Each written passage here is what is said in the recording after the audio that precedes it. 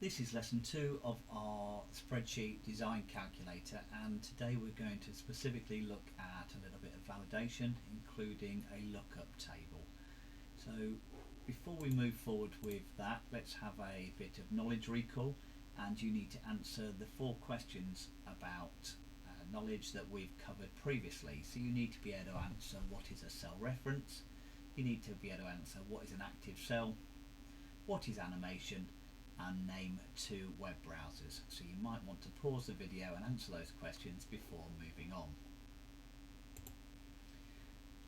Okay, thinking back about our spreadsheet, last lesson we managed to look at what the software does, how to input data and to format cells. What we've not covered yet is how to use a function to manipulate data, and that's the bit we're going to look at today. So last week you should have got to this stage with your spreadsheet. I'm just going to open up my spreadsheet, which is the same. The only thing that's not on mine is I haven't got a title across the top. So I'm just going to select several cells. I'm going to merge and center, and I'm just going to write in design calculator for trainers. And I can format that cell, I can make it bigger, I can make the font size larger, just so we can see the information.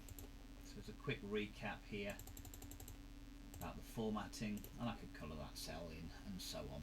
So now I'm at the stage that you should be at. Our next stage then is to think about a drop-down menu so that we don't make mistakes when entering data. This is a form of validation. So I'm looking for, if we look at the PowerPoint, we've got information about the type, the style of running shoe, or style of trainer. So we've got high top, running and skate trainers. And we're going to look to create this drop down box. If you click the drop down button, you get the choices. So what we need to do is we need to write our choices off the main part of the spreadsheet, so over to the right. So I'm going to use column O, and I'm going to write, as in the PowerPoint, the information that's on there. So let's have a look at our spreadsheet. What I've got here is in O. I'm just going to write, in fact, O4, go to that cell reference. I can write high top. I can also put running and include skate. So they are my 3 types of trainer that I can have, and I could put a little box around those, just an outside box, so I can separate those. I could also do the same for the next couple of areas, in which case I can put the colours of the trainer. I've got blue, green and red. And then we've got the colour of the laces. I can have black laces, gold laces and multicoloured laces. So they're my laces. So these are my options for the drop down menu. And what I need to do is create a data validation. So we're going to go to data validation, and then I'm going to choose a list of data and look for where I'm finding the data from. So this range of where I'm finding the data from is the range of information I've just written. So what I'm going to do for my style in here, I'm just going to click data, then data validation, and data validation, and I'm choosing that from a list, and the source of my list, I can either write 05 to 04 to 06 in, or I can easier, if I click this little button on the side, click the source, and I select the cells I'm looking for and just press enter, and then I can press OK. And what that now allows me to do is, using the drop down box, I can pick from one of the buttons that one of the options I've already created. So I can just click high top, and that information goes in.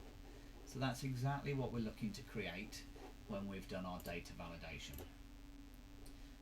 done that. We can do this for the colour of the trainer and for the colour of the laces. So I'm going to do that one more time as a recap for what to do. So in colour, I've clicked in the cell I want the answer to go in.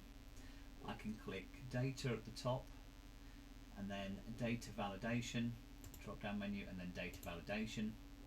I can choose allow for a list, and then the source of that list I can select my cells that I want, the blue, green and the red, press enter and press OK.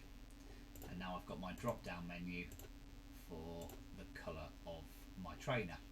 I'm going to leave you to create the one for the drop down menu for laces, but remember using a different range of cells that you're looking for from your list.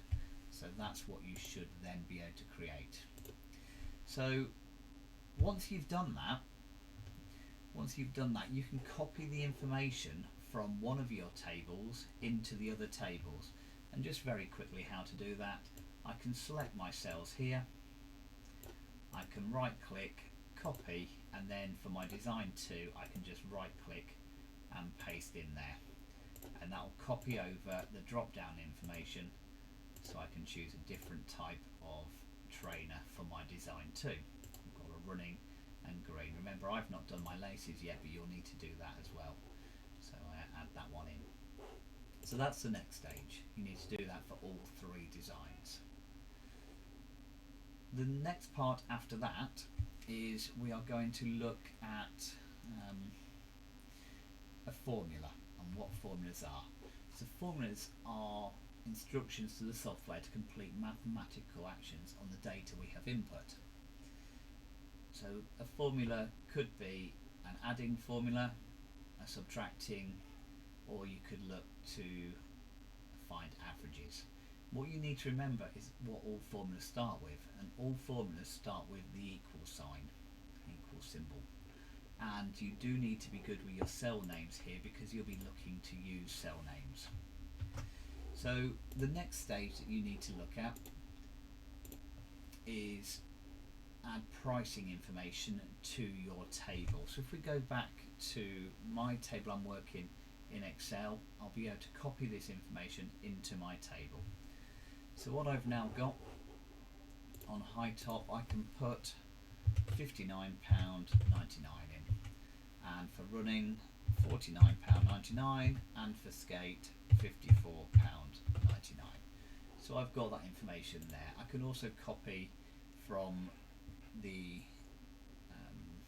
PowerPoint the information for blue trainers, so that's going to be £14.99. For green it's going to be £16.99, and for red it's going to be £12.99. And for the laces, black laces are going to be £4.99, gold laces are going to be £8.99, and multicoloured are going to be £7.99. So you can see here the cost of your trainers could differ depending what style of trainer you have, what colour, and what colour laces you have. So that's the information that you need to put into your spreadsheet. So let's now look at one of the formulas we're going to create. We're going to look at a lookup table, and what we'll create is a Vlookup. So it's used to find information from a separate table, and we're going to use our separate table where we've got all our costings for the different types of trainer to put information into our design calculator.